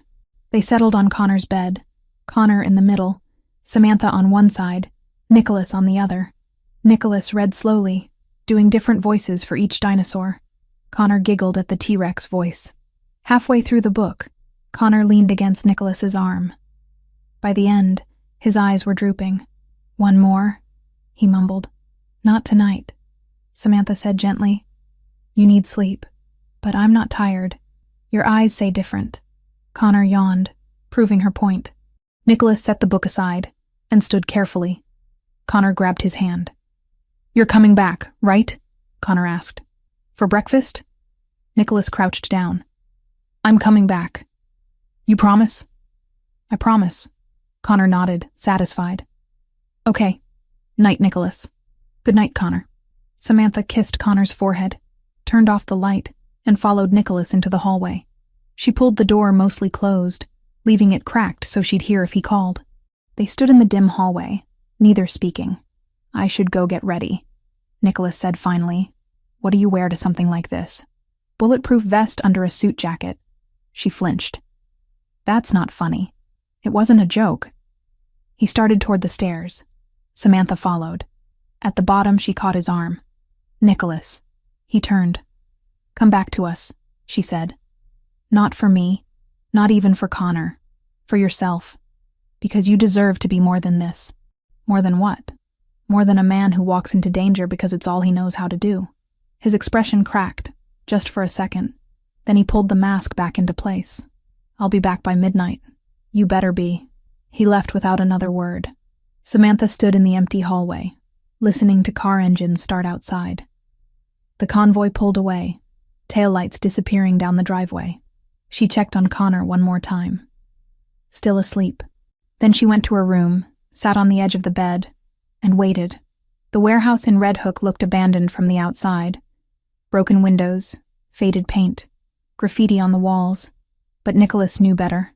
Volkov's people had been using it for months. The convoy parked 2 blocks away. Nicholas, Ethan, and 2 others approached on foot. Team Alpha was already in position on the neighboring rooftop. Team Bravo covered the rear exit. "Comms check," Ethan said quietly into his radio. 4 confirmations came back. They reached the main entrance at 7:58. Nicholas pushed the door open. It wasn't locked. Inside, the warehouse was exactly what he expected. Bare concrete floors, exposed beams, shadows everywhere. Volkov stood in the center with 6 men flanking him. "Nicholas Pellegrini," Volkov said in accented English. "You came. You asked for a meeting. I asked for negotiation. You brought army. You brought 6 men. I brought insurance." Volkov smiled, but it didn't reach his eyes. "You are smart, man. Too smart, maybe. What do you want, Dmitri? I want you to stop interfering with my business. Brooklyn territory is mine now." "No," Nicholas said simply. "It's not." "Then we have problem. We've had a problem since you sent men to my property. Since you took photos of my son." Volkov's smile widened. "Ah, yes. The boy. He looks like you. Very much." Nicholas's hands curled into fists. "If you threaten him again, there won't be negotiation. There won't be a meeting. There will just be you, dead, wherever I find you." Big words for man surrounded. "Am I surrounded?" Nicholas asked. "Check your windows." Volkov glanced up. Red laser dots appeared on his chest. on each of his men. From the rooftop across the street, Volkov's expression darkened. You set trap. You walked into it. So what now? You kill us all? No, Nicholas said. That's too easy. Now you answer for what you've done. On cue, the rear door burst open. Federal agents poured in, weapons drawn, badges visible. FBI, nobody move. Volkov reached for his gun. Ethan shot him in the shoulder before he could draw. Volkov went down hard. The other men surrendered immediately, hands up. Agent Morrison approached Nicholas. We'll take it from here. Make sure they don't make bail. Already arranged. Charges are solid. They won't see daylight for 20 years. Nicholas watched as agents handcuffed Volkov and his men, reading them rights, hauling them toward waiting vehicles.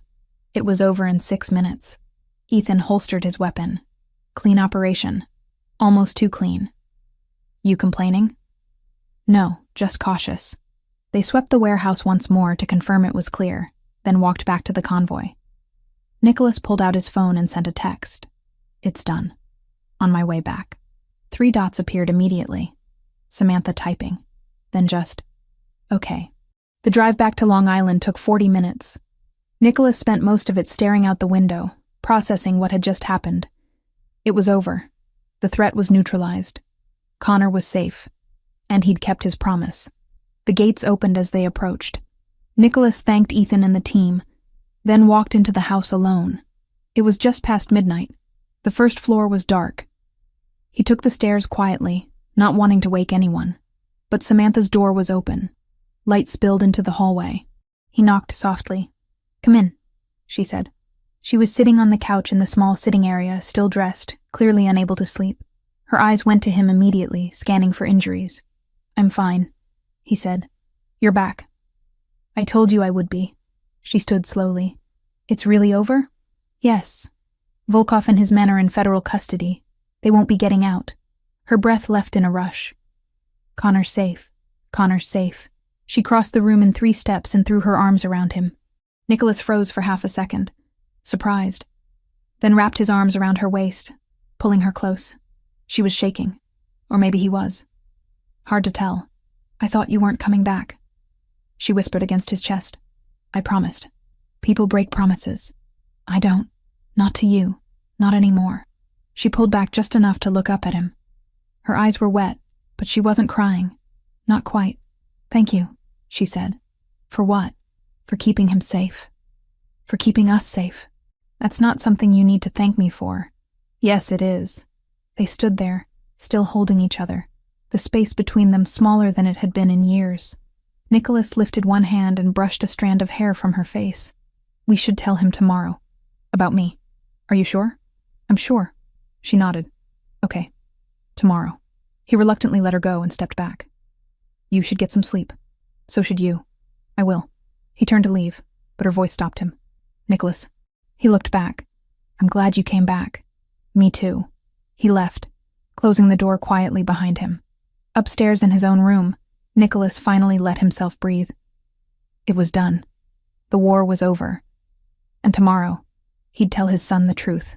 3 months passed before Samantha realized she'd stopped counting days. The property no longer felt like a fortress. It felt like home, or something close to it. Connor ran through the halls without hesitation, knew every guard by name, had claimed the library as his personal kingdom.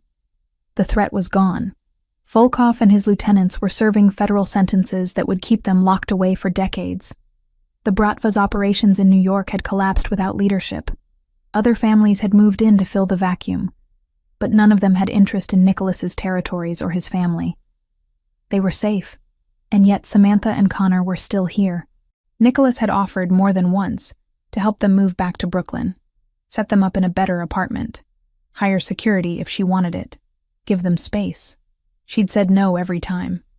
Not because she was afraid, but because leaving felt wrong now. Felt like running from something that had finally started to take shape. Connor called it home. He had routines here. Friends among the staff. A tutor he loved. A pool he swam in every day. And he had Nicholas. They'd told Connor the truth 2 days after Nicholas returned from Brooklyn. Sat him down in the library. both of them nervous in ways they hadn't expected. "Connor, we need to talk to you about something important," Samantha had said. Connor looked up from his dinosaur book, curious, but not worried. "Okay." Nicholas had cleared his throat. "You know how you asked me once if I was going to stay here with you and your mom?" "Yeah." "You said yes. That's because I'm not just your mom's friend. I'm your father." Connor had blinked, processed, then tilted his head. "Like a dad?" "Yes, like a dad." "Oh." Connor thought about it for exactly 3 seconds. "Does that mean you live here now? Like forever?" Nicholas had glanced at Samantha, uncertain. She'd nodded slightly. "If you want me to," Nicholas said. "I want you to," Connor replied simply. "Can we still do chess?" "Of course." "And swimming?" "Every day if you want." "Cool. Can I go back to my book now?" They'd let him go, both of them stunned by how easily he'd accepted it. "That's it?" Samantha had whispered. "No questions? No anger?" "He's 4, Nicholas said. "He just knows he's loved. That's enough." And apparently it was. Connor started calling Nicholas Dad within a week. Not all the time, but enough that it stopped sounding strange. He'd run into a room yelling for Dad to come see something, and Nicholas would drop whatever he was doing and go. Samantha watched them together constantly, still marveling at how natural it had become. Nicholas teaching Connor to ride a bike on the long driveway. Nicholas reading bedtime stories in different voices. Nicholas patiently explaining why velociraptors were actually much smaller than Jurassic Park showed them. He was a good father. Better than she'd expected. Better than she'd let herself hope for. But they still hadn't talked about what came next. For her and Nicholas. The adults in this equation. They existed in a strange limbo. Co-parenting. Living under the same roof. Occasionally catching each other's eyes across a room and looking away too quickly. The night Nicholas kissed her after returning from Brooklyn had been real. She hadn't imagined it. But neither of them had mentioned it since. Until tonight. Connor was asleep. Samantha had finished her evening class with students. She'd painted for an hour, then wandered downstairs looking for tea. She found Nicholas in the kitchen instead. He was leaning against the counter, glass of water in hand, staring at nothing. "Can't sleep?" she asked. He looked up. "Not really." "You?" "Same." She poured herself tea and sat at the island. He stayed where he was, watching her. "We should talk," he said finally. "About what?" "About this. Us. Whatever we're doing." Her heart kicked. "Okay." He set his glass down and crossed his arms. "You've been here 3 months. The threat's gone. You could leave any time, but you haven't. Connor's happy here." "Is that the only reason?" She looked down at her tea. "No. Then what's the other reason?" She took a breath. "I don't know yet. Ask me again in a month. I'm asking now." "Why?" "Because I need to know if you're staying because it's convenient or because you want to." "Want to what?" she challenged. "Stay in your house? Raise our son under your roof? Pretend we're some kind of family? We are a family. We're co-parents with shared space. That's not the same thing." Nicholas pushed off the counter and closed the distance between them. Then what would make it the same thing? She stood to meet him, tired of looking up. "I don't know, Nicholas. You tell me. You're the one who let me go 4 years ago without fighting. You're the one who built walls so high I couldn't climb them. You're the one who decided what was best for me without asking. I was wrong. I know you were wrong. But knowing doesn't fix it." "Then what does?" "Time," she said. "Trust. Proof that you've actually changed and this isn't just about Connor. It's not just about Connor. Prove it." He stared at her for a long moment. Then he reached into his pocket and pulled out a small box. Samantha's breath stopped. "What is that?" Nicholas opened it. Inside was a ring. Not new. Old. Familiar. Her wedding ring. But different. The band had been resized. Small stones had been added to the setting. Birthstones. February. Connor's birth month. "You kept it," she whispered. "I kept everything," he said. "Your ring. Photos. The painting you left in the apartment. Everything. Why? Because I wasn't ready to let go. Even when I signed the papers. Even when I told myself it was over. I couldn't throw away the only proof I'd ever had something real. Tears burned her eyes. "Nicholas, I'm not asking you to marry me again," he said quickly. "Not yet. Not until you're ready. But I want you to know I'm serious. About us. About building something that lasts. How do I know you won't run again? Because I have something to lose now. You. Connor. This." He gestured around the kitchen. "I was a coward 4 years ago. I'm not anymore." She looked at the ring, at the birthstones that represented the son he hadn't known existed when they divorced, at the care that had gone into having it redesigned. "When did you do this?" she asked. 2 months ago, after things settled, after I knew we were safe. You've been carrying it around for 2 months, waiting for the right time to show you. And now is the right time? I don't know, but I'm tired of waiting." Samantha took the box from his hand and studied the ring up close. It was beautiful. Understated. Perfect. "I need time," she said. "I know, and I need you to court me. Properly. Like we're starting over. I can do that. And I need you to be patient when I'm difficult." "You're not difficult." "Yes, I am. I'm angry and scared, and I don't trust easily anymore." "I know," he said gently. "And I'll earn it back, however long it takes." She closed the box and handed it back to him. "Keep it safe, for when I'm ready." "You will be? Ready, I mean? Ask me in a month." He smiled. Actually smiled. "You said that already. Then ask me every month until the answer changes." "Deal." She picked up her tea and started toward the door. Then stopped. Turned back. "Nicholas?" "Yeah? Thank you. For this. For trying. I should have tried 4 years ago. You're trying now. That's what matters." She left before he could respond. Upstairs, she checked on Connor one more time. He was sprawled across his bed, covers kicked off, T-Rex on the floor. She picked up the dinosaur and tucked it back beside him. He stirred. "Mom? I'm here, baby. Is Dad still here too?" Her throat tightened at how easily he said it. "Dad. He's downstairs." "Good. I like when we're all here." "Me too." "Night, Mom." "Night, Connor." She kissed his forehead and left. In her own room, she sat on the edge of the bed and let herself cry. Not sad tears, not happy ones either. Just release. 4 years of holding everything together. 4 years of being strong alone. She didn't have to be alone anymore, if she wanted. The next morning, Nicholas did exactly what she'd asked. He courted her. Flowers appeared on the kitchen counter with a note. "Coffee's ready. I remembered how you take it." Dinner invitations written on folded paper slipped under her door. "Maria's making your favorite. Join me. 8 o'clock. Connor's invited too." Small gifts that weren't expensive but were personal. A new set of brushes for her studio. A book she'd mentioned wanting to read. A framed photo of Connor from the park, taken months ago when everything was still complicated. He didn't push, didn't demand, just showed up, consistently, proving he meant what he'd said. 2 weeks later, Samantha's father called. She'd been avoiding him since arriving at the property, sent occasional texts confirming she was safe, but refused video calls. She wasn't ready to explain. But he called at a time when she couldn't ignore it. Connor answered her phone before she could stop him. "Hello?" A pause. "This is Connor. Who are you?" Another pause. Connor's face lit up. "Your grandpa?" "Mom talks about you." Samantha crossed the room in 3 steps and took the phone gently. "Dad." "Samantha." Her father's voice was strained. "Who was that?" "That was Connor. Your grandson." Silence on the other end. "I had a baby," she continued.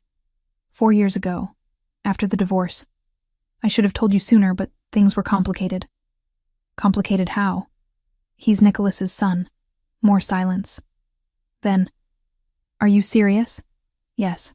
"And you're where? Still in New York?" "Yes." "We're at Nicholas's property. It's a long story.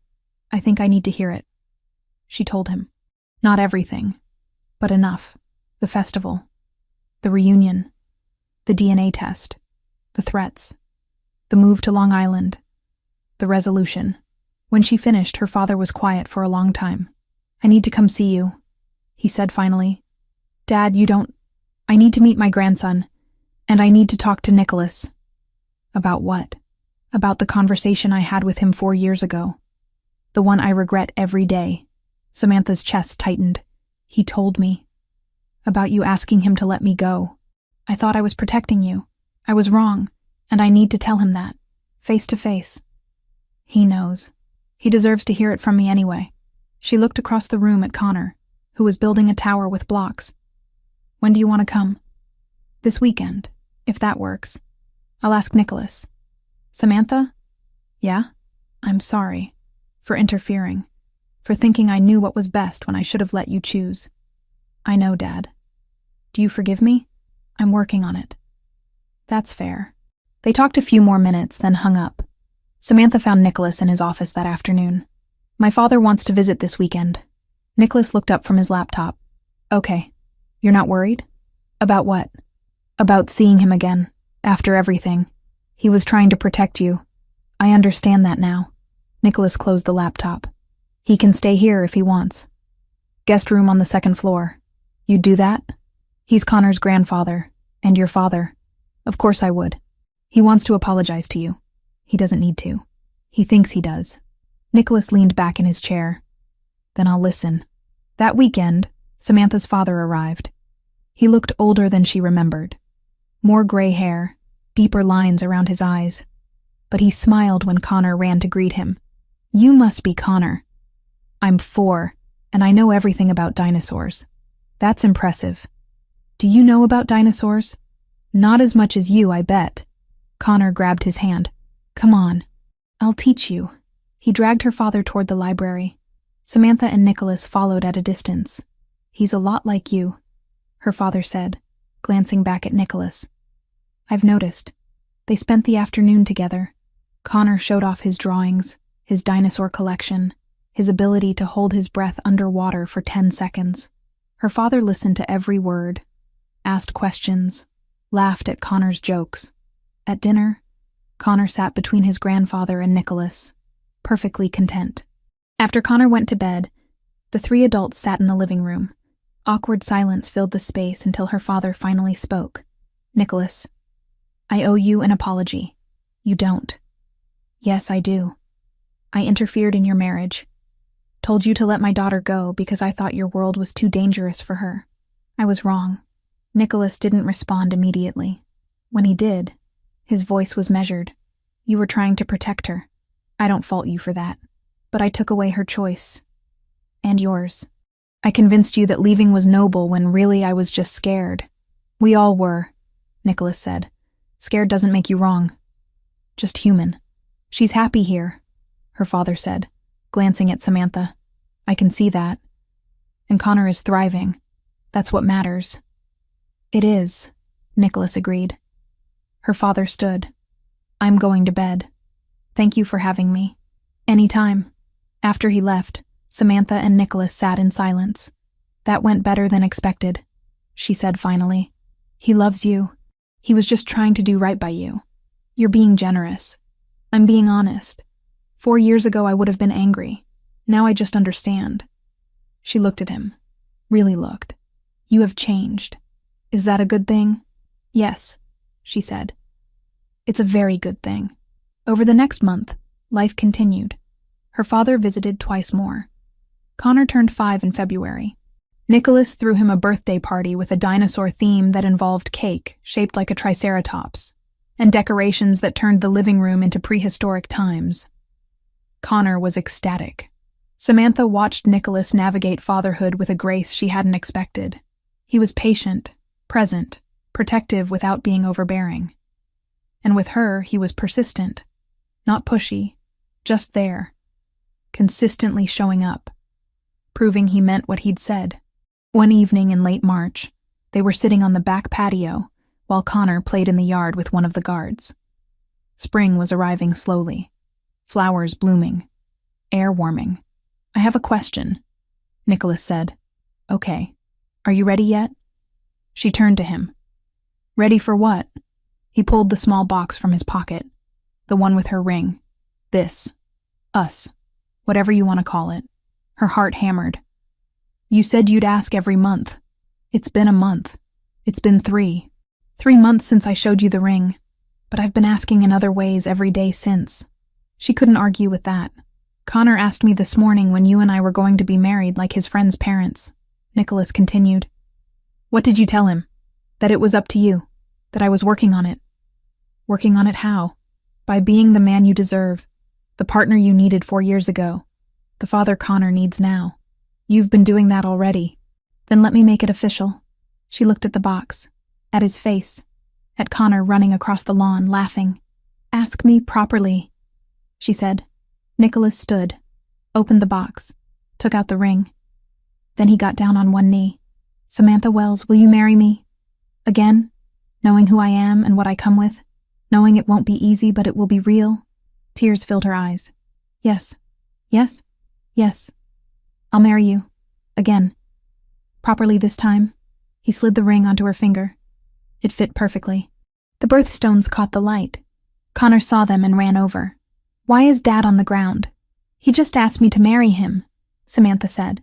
Connor's eyes went wide. And you said yes? I said yes. Does that mean we're a real family now? Nicholas stood and pulled Connor into a hug. We've been a real family for a while, buddy. This just makes it official. Cool. Can I tell Grandpa? You can tell everyone. Connor ran inside, yelling for Maria and her father. Samantha and Nicholas stood alone on the patio. Are you sure about this? She asked. Really sure. I've never been more sure of anything. Even with all my baggage, all my trust issues, especially with those, he said. Because they mean you're not settling. You're choosing. And you're choosing me. She reached up and kissed him. Soft. Sure. Full of promise. When they pulled apart, he was smiling. What? She asked. I just realized I get to spend the rest of my life proving I'm worth that choice. You already have, she said. Every day for the last 3 months. Then I'll keep doing it. Every day for the rest of our lives. Connor burst back outside. Grandpa's crying. Happy crying, he said. And Maria's making a cake. Samantha laughed. Of course she is. The 3 of them walked back into the house together. Nicholas's hand in Samantha's. Connor between them. Talking about whether they'd have dinosaurs at the wedding. It wasn't the life Samantha had planned. It was better. Messy and complicated and built on second chances. But real. And finally, after 4 years of being apart, they were building something that would last. Together. The end.